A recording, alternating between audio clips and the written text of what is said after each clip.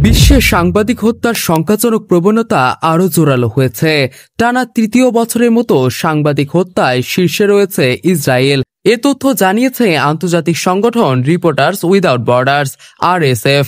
তাদের বার্ষিক প্রতিবেদনে বলা হয়েছে, গত এক বছরে শুধু গাজাতেই ইসরায়েলি হামলায় নিহত হয়েছেন 29 জন সাংবাদিক। AFPর প্রতিবেদনে জানানো হয়, 2024 সালের ডিসেম্বর থেকে 2025 সালের ডিসেম্বর পর্যন্ত বিশ্বজুড়ে 66 জন সাংবাদিক নিহত হয়েছেন। আগের বছরের সংখ্যা ছিল 66। নিহতদের 43% ইসরায়েলি সেনাদের হামলার শিকার, যার ভিত্তিতে RSF ইসরায়েলকে সাংবাদিকদের সবচেয়ে বড় শত্রু বলে আখ্যা দিয়েছে। এ বছরের সবচেয়ে বড় হামলাটি ঘটে 25 আগস্ট। গাজার দক্ষিণাঞ্চলে একটি হাসপাতালে ইসরায়েলি বাহিনীর হামলায় রয়টার্স ও AP সহ 5 জন সাংবাদিক নিহত হন। গাজায় 2023 সালের অক্টোবর থেকে শুরু হওয়া মানবতা বিরোধী হামলায় এ পর্যন্ত মোট 220 সাংবাদিক নিহত হয়েছেন।